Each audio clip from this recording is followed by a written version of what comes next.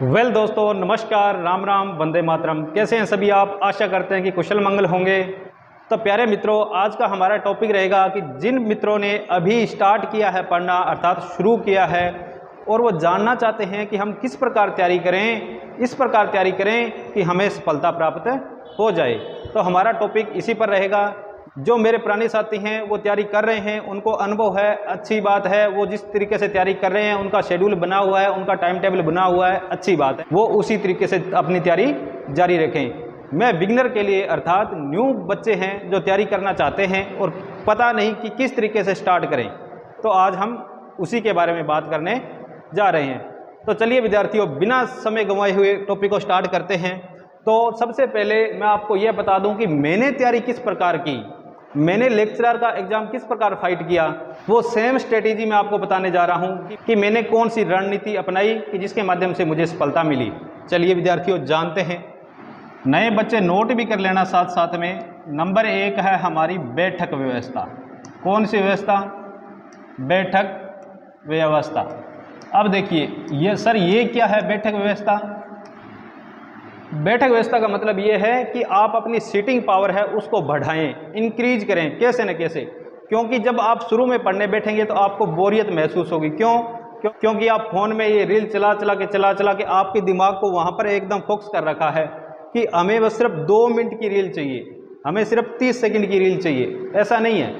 आप मोबाइल से भी पढ़ें तो आपका वो दिमाग तैयार होना चाहिए मोबाइल से पढ़ने के लिए। ऐसा ना हो कि आपके दिमाग में वो पहले वाला घूम रहा है, हाँ जी क्या करें, वो चल रहा है, सीधे उंगली से ऐसे किया, वो नहीं है। बैठक व्यवस्था कम से कम एक दिन में आप कम से कम कितने घंटे पढ़ें? 7 से 8 घंटे। 7 से 8 घंटे। अब 7 से 8 घंटे पर्याप्त है, एकदम पर्याप्त है। अगर आप सही ढंग से तैयारी करते हैं, रेगुलर तैयारी करते हैं, रेगुलर 7 और 8 घंटे देते हैं, 7 से 8 घंटे देते हैं, तो मान लीजिए कि आपकी सफलता निश्चित है। अब देखिए 7 से 8 घंटे का मतलब ये नहीं है बैठ गए तो पढ़ते जा रहे हैं। ऐसा नहीं। आप ब्रेक लें बीच बीच में। जैसे आपने 1 घंटा स्टडी की, उसके बाद क्या लें? छोटा सा ब्रेक लें, उसके बाद फिर पढ़ने बैठ जाएं, फिर छोटा सा ब्रेक लें, फिर पढ़ने बैठ जाएं।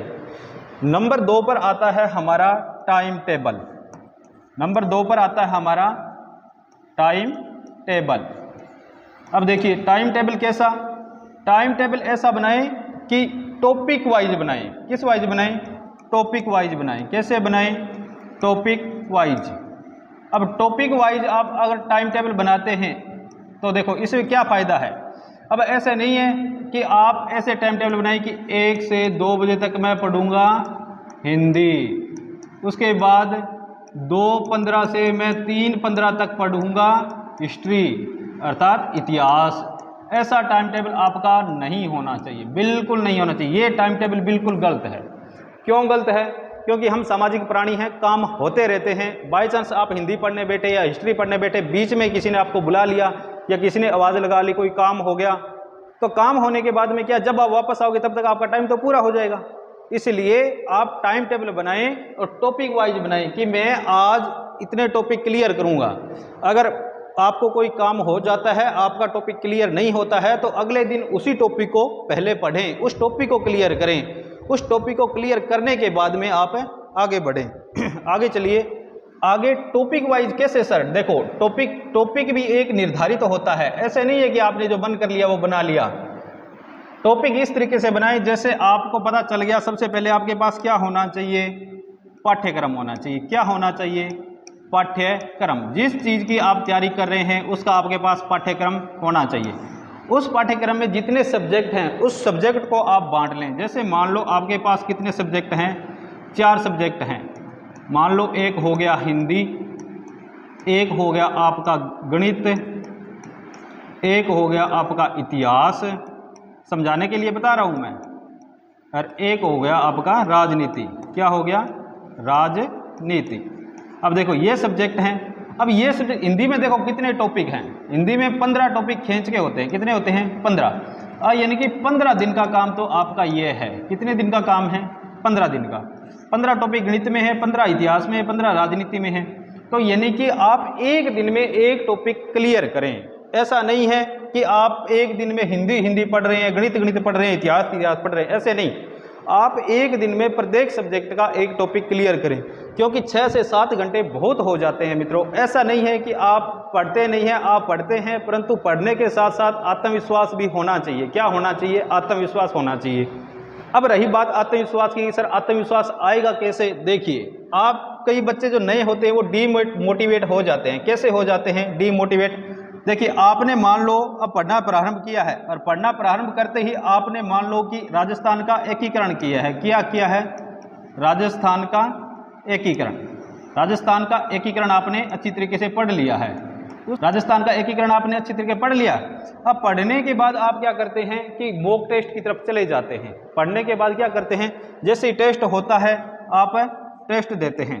अब टेस्ट देते हैं, टेस्ट बनाने वाला किस आधार पर बनाता है? जैसे परीक्षा में क्वेश्चन आते हैं, जैसे परीक्षा में क्वेश्चन आते हैं उसी प्रकार वो टेस्ट बनाता है। और आपने तैयार किया है, पढ़ा है, एक बार आपने पढ़ लिया, पढ़ने के बाद जब आप टेस्ट दोगे, टेस्ट में आपके नंबर नहीं आएंगे तो आप डीमोटिवेट हो जाएंगे। मेरे साथ भी ऐसा हुआ था। जब मैंने पहली बार टेस्ट दिया था उस समय क्या था, 1200 बच्चों में मैंने टेस्ट दिया था। उस समय पहली बार मेरी रैंक आई थी शायद तक 962वीं। कितनी? 962वीं रैंक। तो मेरा तो जो अंदर से हिल गया मैं कि 1200 बच्चों में यही हाल है तो ऑल राजस्थान कैसे कंपटीशन फाइट करेंगे। तो ये दिमाग में बैठ जाता है। फिर मुझे कोई गुरु मिले, उन्होंने मुझे बताया कि डीमोटिवेट होने की कोई आवश्यकता है नहीं, जिस प्रकार मैं आपको बता रहा हूँ उस स्ट्रेटेजी से, उस रणनीति से आप तैयारी करें। तो फिर मैंने उसके हिसाब से तैयारी की। अब जैसे मैं आपको बता रहा हूँ, ठीक है। अब आप टेस्ट मत दें, शुरू में क्या ना दें, टेस्ट देना। इसके साथ साथ आप क्या करें, पुराने पेपरों के क्या करें, जितने भी पुराने पेपर हैं, पुराने पेपर एकत्रित करें। आप जिस चीज़ की तैयारी कर रहे हैं उस चीज़ के पुराने पेपर क्या करें, एकत्रित करें। और उन पेपरों को सिर्फ और सिर्फ क्या करना है, देखना है, न कि सोल्व करना है, हल नहीं करना उनको। उन पेपरों को केवल देखना है। देखने का मेरा मतलब है कि आपके दिमाग में ये चीज़ बैठ जानी चाहिए कि पेपर में किस प्रकार के क्वेश्चन पूछे जाते हैं। ऐसा नहीं है कि आप उसको हल करने लग जाएं, आपको आता नहीं है फिर आप डिमोरलाइज हो जाएंगे। इसलिए केवल और केवल उनको देखें। चलिए आगे देखते हैं, आगे आपको क्या करना है, आगे देखते हैं। आगे है आपका नंबर आता है बुक्स का। किसका? बुक्स। अब देखिए ये बहुत महत्वपूर्ण है भाई, बुक्स। अब देखिए कई बच्चे कहते हैं कि सर किताबें कौन सी लाएं, पढ़ें क्या? अब जहाँ तक मेरा मानना है कि बुक्स है, कोई भी घटिया बुक नहीं होती। अब कहीं सर बढ़िया सी बुक बताओ, सारी बुक बढ़िया होती है, घटिया कोई बुक नहीं होती। आप जब पेपर दे के आएंगे, आप कोई भी किताब उठा लीजिए, उसमें कम से कम 75-80% पेपर अवश्य मिल जाएगा, 75-80% क्वेश्चन है मिल जाएंगे। इसलिए आपके पास जो किताब है, जो नए बच्चे हैं उनको बता रहा हूँ कि जो आपके पास जो भी नई किताब है उस किताब को आप एक बार अच्छे तरीके से पढ़ें, यानी कि उस किताब को एक बार छान दें आप। अब देखिए जैसे आप किताब छानोगे, किताब छानने के साथ साथ में आप क्या बनाएं, नोट्स बनाएं। क्या बनाएं? नोट्स बनाएं। अब ये क्या होता है सर, देखिए बुक होता है विस्तृत रूप। कैसा रूप?